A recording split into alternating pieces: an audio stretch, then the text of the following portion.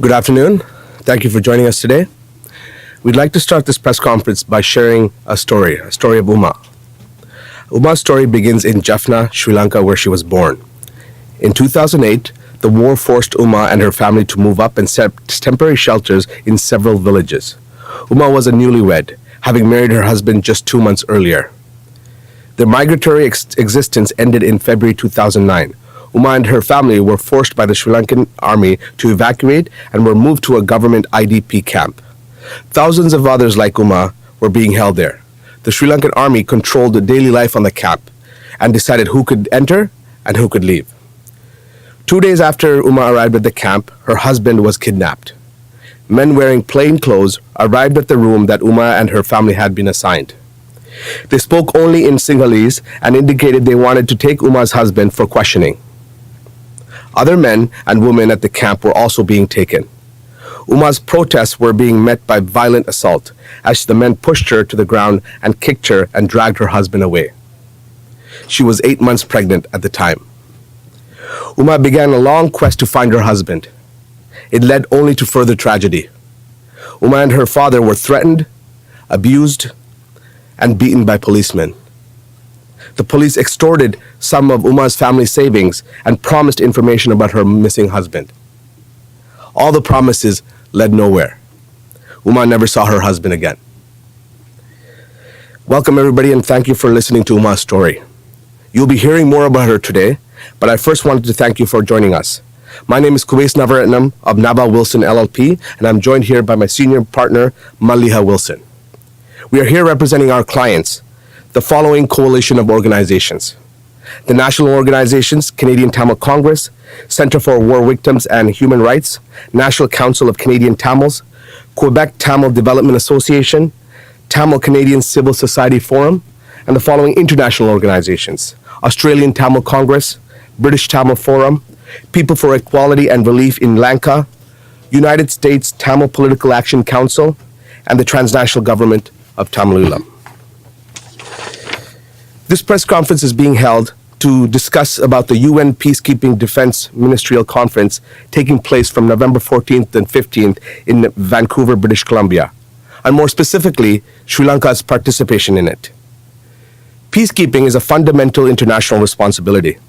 UN peacekeepers are responsible for protecting the most vulnerable people in the world. We believe that the goals of the conference are very important as it engages potential member countries on issues such as gender discrimination, sexual exploitation and violence, and abuse. This conference brings together 70 countries that have taken part in peacekeeping operations, including Sri Lanka. But when senior officials of a country like Sri Lanka has damning allegations of the very crimes that the UN is formed to protect against enter Canadian soil, the Government of Canada must ensure it discharges its obligations under Canadian law. In that regard, we request the following immediate actions by the Government of Canada. First, the Minister of Public Safety and Emergency Preparedness to enforce Section 35(1) of the Immigration and Refugee Protection Act for the purposes of deeming inadmissible certain persons of the Sri Lankan Armed Forces and or civilian officials from entering Canada to attend the conference based on credible allegations against them. Secondly, the Minister of Justice and the Attorney General of Canada to discharge her obligations under Section 6 of the Crimes Against Humanity and War Crimes Act and undertake an investigation into credible allegations of war crimes, crimes against humanity, and genocide, and commence a legal proceeding arising from the investigation accordingly. In this regard, we can confirm that there are direct victims of these international crimes, like Uma, currently residing in Canada. I will now pass it to Nava Wilson to explain the law underlying our request. Being the former Assistant Deputy Attorney General for Ontario and having attended and won numerous Supreme Court cases in Canada, she can speak to this matter in well regard. Thank you, Kuwais. So the underpinning for inadmissibility into Canada is found in the Immigration and Refugee Protection Act of Canada, and it's Section 35(1)(b). And when doing the legal analysis, there are two questions that need to be asked.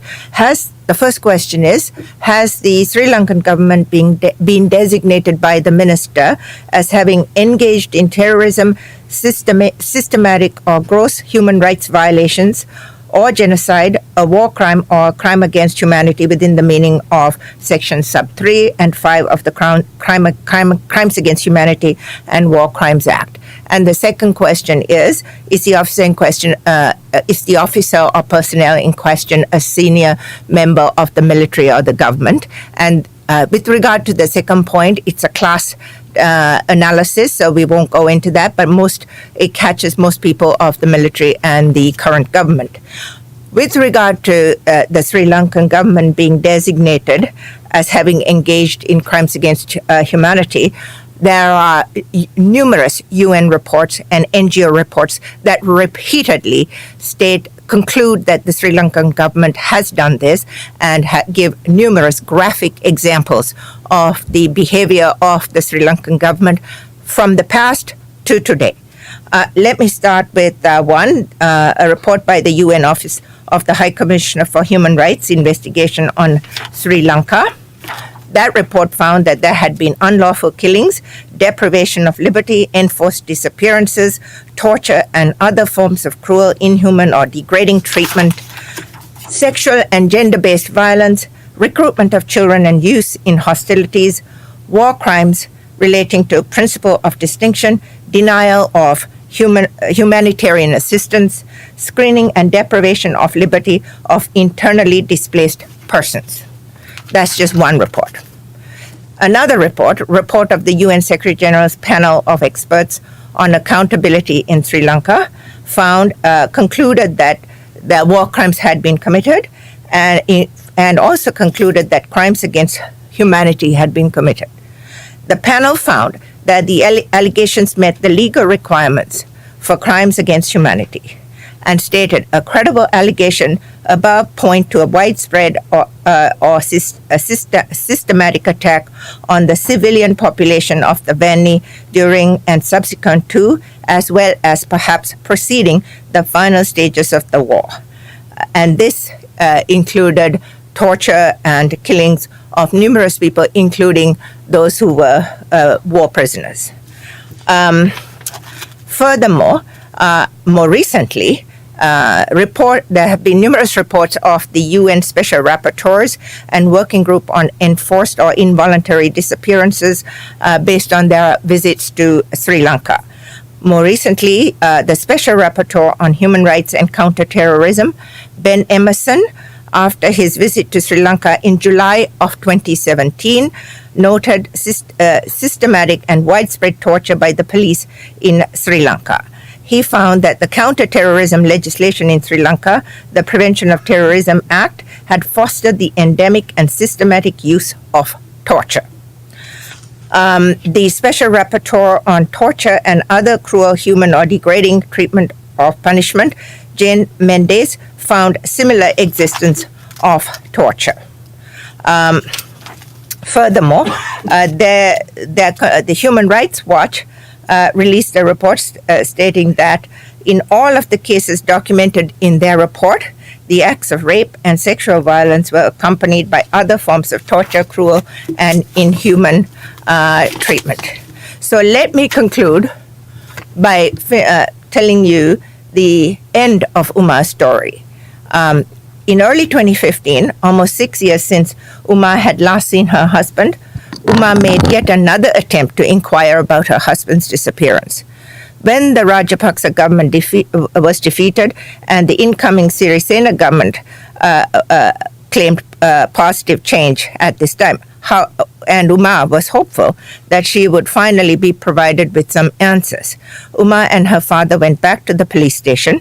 This time she brought with her a photo of her husband and a letter formally requesting that he be released.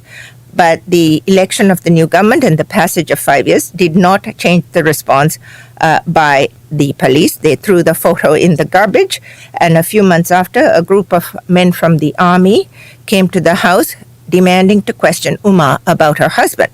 The men were in uniform and had guns. They separated Uma from her 6-year-old daughter and the rest of her family by locking them in another room. Once alone, the men raped her. This was not an isolated incident. Men from the Sri Lankan army returned and did the same thing 3 more times that month. One of the men held a high position within the army. Umar could tell based on the number of stars on his uniform. Umar fell into a deep depression. Afraid for her safety and her mental health, her father arranged for her to come to Canada, leaving her daughter behind. Today she lives in Canada and is claiming refugee status. She hopes to be reunited with her daughter, but she has lost any hope of being reunited with her husband. Umar is not unique.